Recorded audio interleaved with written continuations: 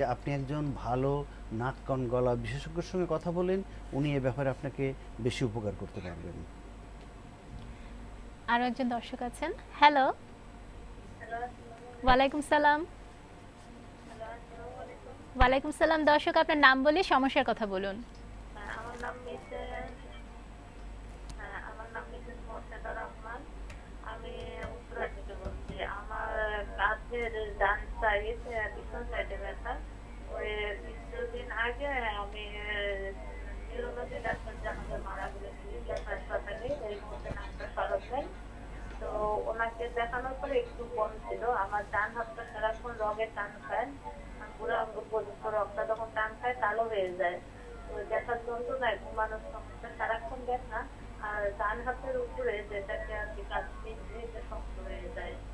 এখন পেন থাকে, মানে এমনি ব্যথা কমে কিন্তু যন্ত্রণা কমে না। আর সারাক্ষণ রক্ত টান খাইতেই থাকে, নড়াচড়া করলে টান খাইতেছে, রক্ত টান খাইতেছে। আর স্যারকে যদি আমি দেখাই তো কোন মেডিকেলে দেখাতে পারবো, কাইন্ডলি যদি বলে দিতেন।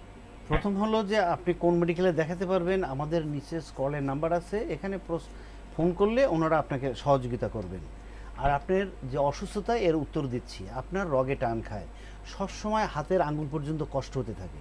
এর কারণ হলো আপনার C7 C8 নার্ভগুলো এরকমভাবে এন্ট্রাপমেন্ট হয়ে যাচ্ছে। সুতরাং এখানে একটা চিকিৎসা দরকার, ওষুধপত্রের সাথে আপনার চিকিৎসা দরকার ওই নার্ভকে স্ট্রেস করি আমরা। এটার একটা স্পেশাল চিকিৎসা আছে, এটাকে আমরা বলি নিউরোডাইনামিক সলিউশন। এই নিউরোডাইনামিক সলিউশনে নার্ভকে আমরা লম্বা করে দেই, আর তার সাথে যেখান থেকে এইরকম রিজন থেকে নার্ভগুলো বের হয়, এই জায়গায় আমরা একটা পয়েন্টেড হেড দিয়ে সুন্দর করে লেজার থেরাপিটা করে দিই। তাহলে এখানে সার্কুলেশনটা বেড়ে গেলে পুরোটা নার্ভের মধ্যে আপনার এই জিনিসটা এরকম চলে যায়।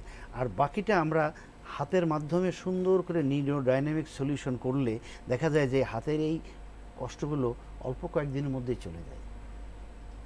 আচ্ছা, আমরা এটা খুব ইজি, ওনার খুব তাড়াতাড়ি ভালো আমরা হয়ে ঘাড়ের যাবে। সমস্যা নিয়েই কথা বলছিলাম, কিন্তু বেশ কয়েকটা ফোনও আমরা পেলাম এই সংক্রান্ত। আচ্ছা, আরো একজন দর্শক অপেক্ষায় আছেন। হ্যালো। হ্যালো। জি আসসালামু আলাইকুম। ওয়ালাইকুম সালাম। জি আসসালামু আলাইকুম। ওয়ালাইকুম সালাম। দর্শক আমরা সবাই শুনতে আমি পাচ্ছি। দিল্লি থেকে বলছি, আব্দুল হক। জি।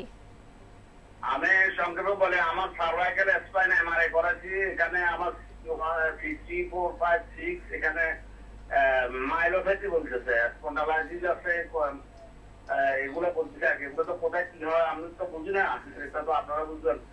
আর লাম্বোতে একটা পয়েন্টে হয় আছে বলছেন। তো আমি দেখাতে অনেক ডাক্তার সাহেবদেরকে দেখাচ্ছি। এসিস্ট্যান্ট প্রফেসর স্ট্যান্ডার্ডের ডাক্তার সাহেবরা বলে যে অপারেশন করতে হবে, কিন্তু প্রফেসর লেভেলে কিছু ডাক্তারের সাথে আলাপ করছি, পরিচিত, ওনারা বলতে চান যে অপারেশনটা রিস্কি আছে, যে কোনো একটা হাত পা অবশ্যই যেতে পারে বা কন্ট্রাস্ট করতে হতে পারে, ইত্যাদি ইত্যাদি। বর্তমানে আমি ডাক্তার মিঠুল চান্দি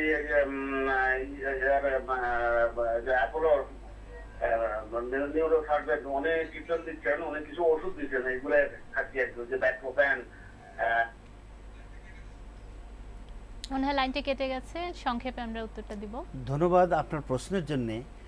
আসলে আপনার ডায়াগনোসিস তো এক একজন এক এক রকম করবেই। তো আমি মনে করি সঠিক ডায়াগনোসিস করার আগে আপনার ফিজিক্যাল এক্সামিনেশন করা দরকার। আপনার যে বয়স শুনছি তাতে আপনার মনে হয় বয়স অ্যাবাভ 40 হবে। তার 40 বছরের বয়স যদি এরকম হয় বা 50 হয়, তাদের ডিজেনারেশন থাকেই। কিন্তু আপনার যে কষ্ট, সেই কষ্ট ফিজিক্যাল এক্সামিনেশন বলে দেবে চলে যাবে কিনা। কিন্তু আমার হিস্ট্রি শুনে মনে হলো আপনার এই কষ্ট ইনশাল্লাহ থাকবে না। মাথা ব্যথা সম্পর্কে আসলে আরো কিছু জিজ্ঞাসা ছিল, যে ঘাড়ের থেকে কিভাবে মাথা ব্যথা হয়, চোখ ব্যথা হয়, এই সমস্যাগুলো। তো আমাদের আজকে অনুষ্ঠানে একেবারে আমরা শেষের দিকে চলে এসেছি। আপনাকে অসংখ্য ধন্যবাদ জানাচ্ছি। নেক্সট পর্বে আমরা আলোচনা করব আরো। আমাদেরকে এত ব্যস্ততার মাঝেও যে আপনি আমাদেরকে সময় দিয়েছেন, এই জন্য অসংখ্য ধন্যবাদ। আপনাকেও ধন্যবাদ, এবং যারা অনুষ্ঠান শুনছেন সবাইকে ধন্যবাদ। দেখা হবে প্রতি বুধবার বিকেল 4টায়। সবাই ভালো থাকুন, সুস্থ থাকুন। ধন্যবাদ সবাইকে।